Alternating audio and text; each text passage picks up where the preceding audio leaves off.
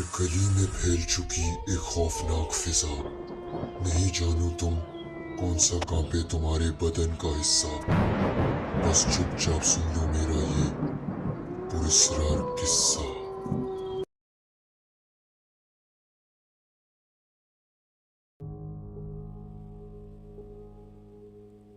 आयशा अपने नए घर के कमरे के कोने में खड़ी थी, आंखें थोड़ी नम और चेहरा उदास।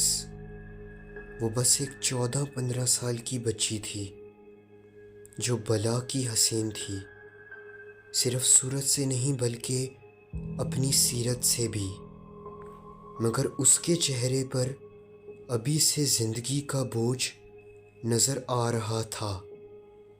उसका टूटा हुआ दिल उसके अब्बू की यादों में गुम रहता था।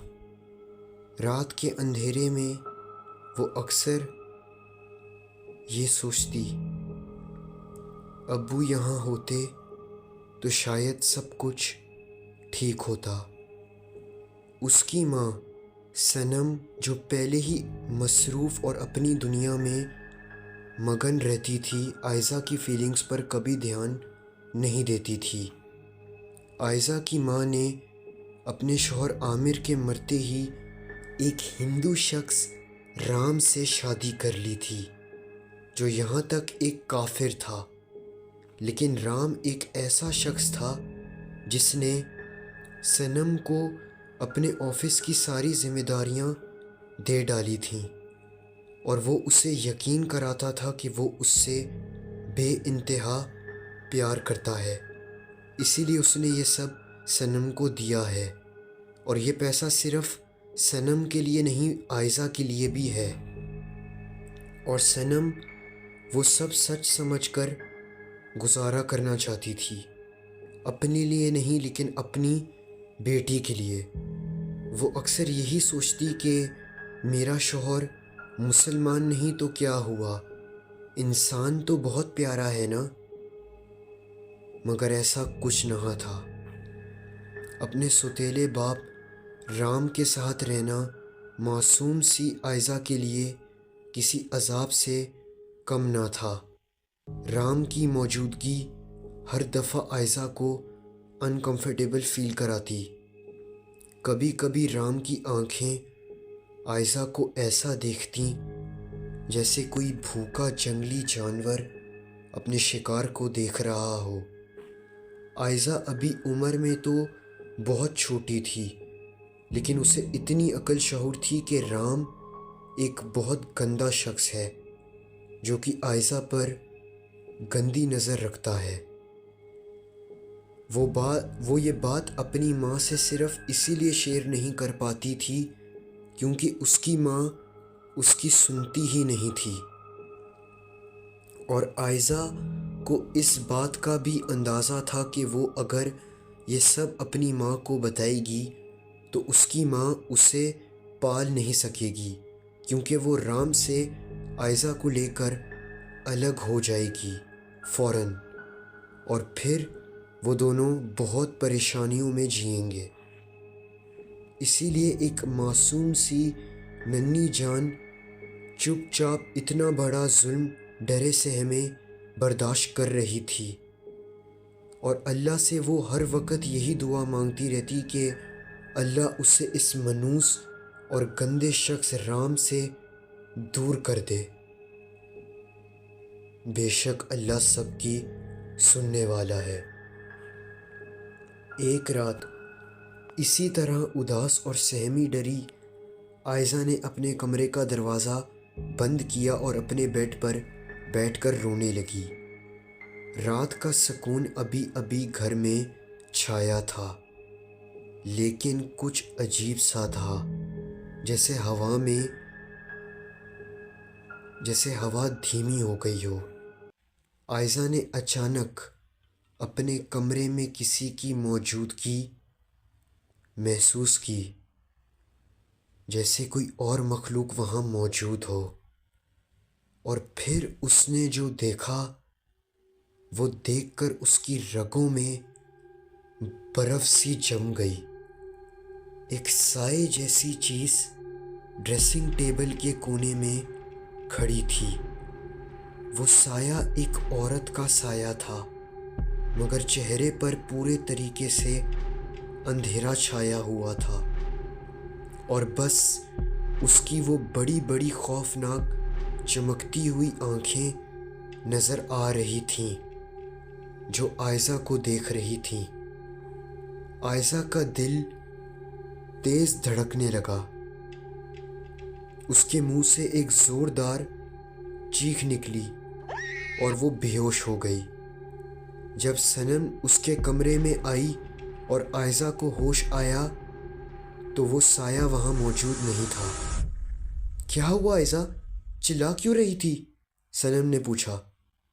आयज़ा डर के मारे इधर उधर देखने लगी कि कहीं उस भयानक औरत का वही साया यहीं मौजूद तो नहीं है, लेकिन वहाँ कुछ भी नहीं था। तभी वो मनहूस शख्स राम कमरे में दाखिल हुआ। क्या हुआ सनम, कमरे में चलो ना। राम, आयज़ा सोते हुए फिर डर गई है, तुम जाओ, मैं इसको सुला के आती हूँ। अरे डरने की क्या बात है, खूबसूरत लड़कियां जब डर जाए ना तो अच्छा नहीं लगता है ना आयज़ा। चलो अब मुस्कुराओ। जब उस मनूस इंसान ने ये कहते हुए आयज़ा का गाल ज़ोर से खींचा तो आयज़ा का दिल किया कि वो उसके ऊपर चढ़कर उसका गला दबा दे या उसके मुंह पर थूक दे, लेकिन फ़िलहाल के लिए सनम ने आयज़ा को बस गले लगाया और प्यार से समझाकर सुला दिया। मासूम सी जान आयज़ा को पहले से ही एक इंसान के रूप में दरिंदे का खौफ रहता था, मगर अब कोई ऐसी चीज़ जो इंसान नहीं थी उसका खौफ वो अलग ले रही थी। आयज़ा को समझ में नहीं आ रहा था कि वो ये साए वाली बात किसको बताए।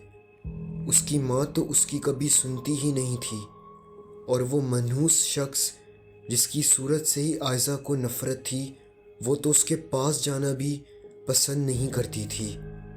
आयज़ा यही सोच रही थी कि अगर एक शख्स होता तो वो उसकी बात पर ज़रूर यकीन करता, और वो था आमिर, यानी आयज़ा का मरहूम बाप। ये सोचते हुए आयज़ा की आंखों से आंसू दोबारा आने लगे और तभी उसके कमरे का दरवाज़ा खुला और सामने इंसानी रूप में वही दरिंदा राम खड़ा था। उसकी नज़रों में वो गंदी भूख साफ नज़र आ रही थी। वो आयज़ा के सामने आकर सोफ़े पर बैठा और आयज़ा को अपने पास बुलाने लगा। आयज़ा, कैसी हो? तबीयत कैसी है तुम्हारी? अच्छा मेरे पास आओ, मैंने तुम्हारा बुखार चेक करना है बेटा। नीचे किचन से सनम की आवाज़ आई। हाँ बेटा, बाबा से अपना टेम्परेचर चेक करवा लो। आयज़ा ने ना चाहते हुए भी उस गंदे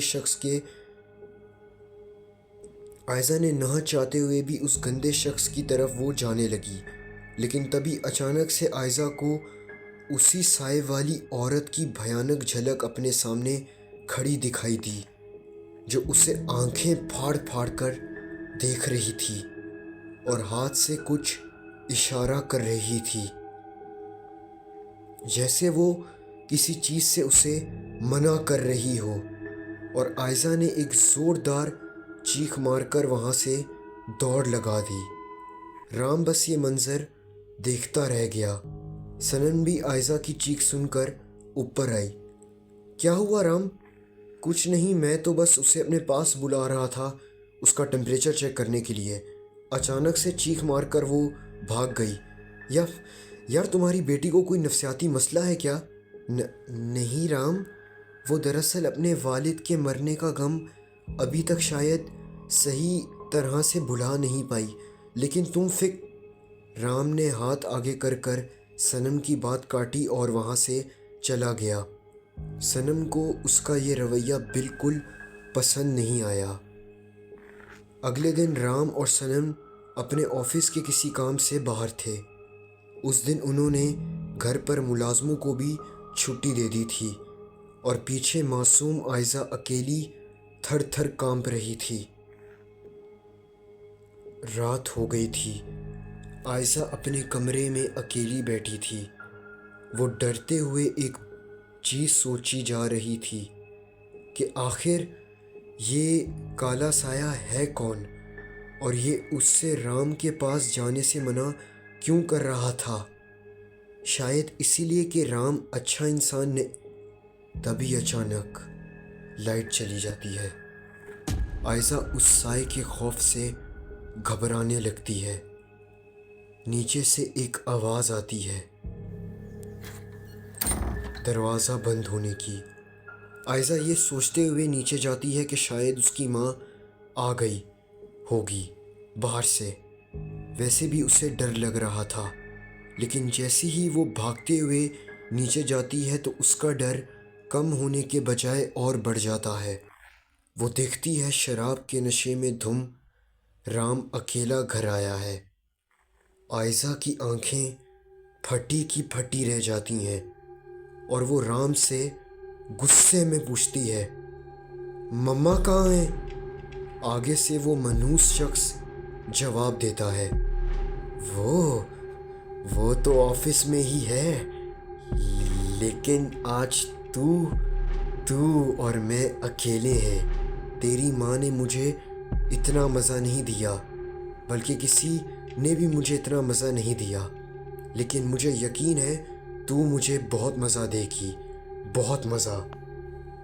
یہ سن کر عائزہ کی آنکھوں سے آنسو گرنے کے ساتھ ساتھ اس کی سانس بھی تیز چلنے لگتی ہے، اور وہ بدبخت شخص اس کے قریب آ جاتا ہے اور اس کے چہرے پر اپنے غلیظ ہاتھ رکھتے ہوئے کہتا ہے، جو مزہ تو مجھے دے سکتی ہے اس دنیا میں کوئی نہیں دے گا، اور وہ عائزہ کے ساتھ نازیبا حرکت کرنا شروع کرتا ہے۔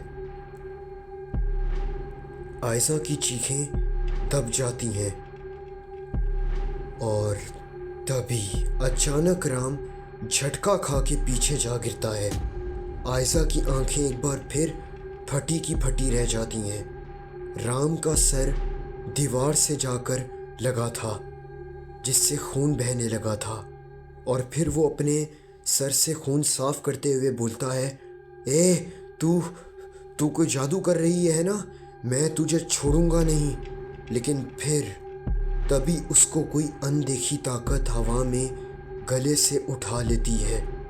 وہ اندیکھی طاقت اور کوئی نہیں بلکہ اسی عورت کا کالا سایہ تھا جو عائزہ کو اس رات دکھائی دیتی تھی، اور اسی نے عائزہ کو رام جیسے شخص کے پاس جانے سے منع کیا تھا۔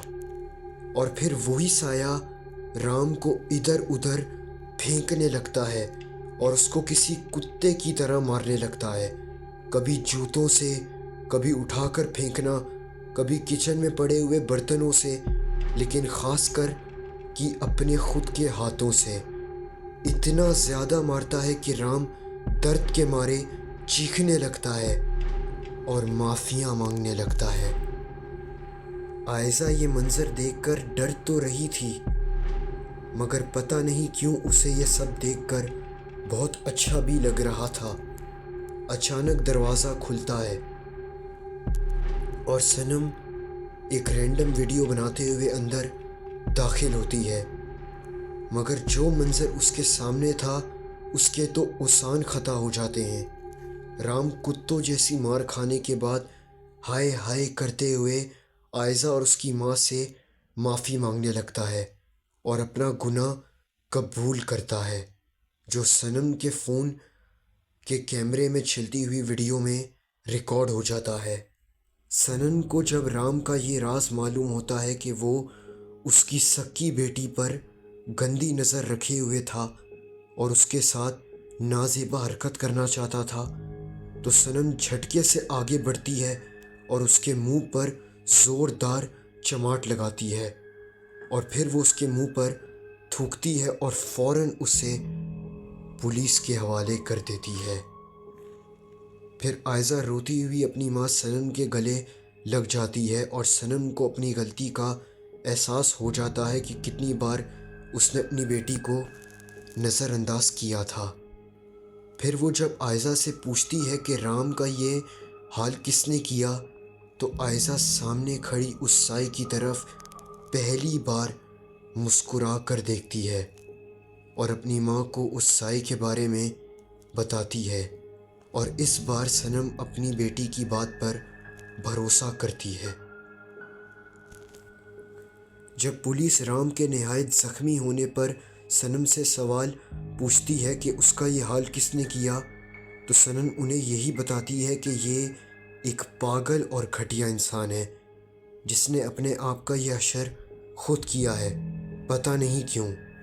اور جب رام لاک اپ میں خود کو ہی مارتا رہتا ہے اور پاگل ہو جاتا ہے، تو پولیس اس بات کا یقین کر لیتی ہے کہ یہ صرف گھٹیا انسان نہیں بلکہ دماغ سے بھی صحیح نہیں۔ کچھ دن بعد خبر ملتی ہے رام نے جیل میں خودکشی کر لی ہے اور اب وہ اس دنیا میں نہیں رہا، جس سے پتہ نہیں کیوں آئزہ اور صنم کے دل میں خوشی پیدا ہوتی ہے۔ آئزہ اور صنم مل کر اس گھر میں رہنے والے سائے کے بارے میں بھی پتہ لگا لیتے ہیں کہ کیسے بہت سال پہلے اسی گھر میں ایک اکیلی عورت رہا کرتی تھی جو آئزہ کی ہی طرح بلا کی حسین تھی، لیکن کچھ گنڈے موالی اور رام جیسے لڑکوں نے اس کے گھر میں گھس کے اس کے ساتھ زیادتی کی اور اس کو پھر قتل کر دیا تھا۔ تب سے اس کا سایہ وہیں موجود تھا، جو خود کے ساتھ زیادتی ہونے سے تو خود کو نہیں بچا سکا، لیکن اس نے ایک بن باپ اور معصوم سی بچی آئزہ کو زیادتی سے بچا لیا۔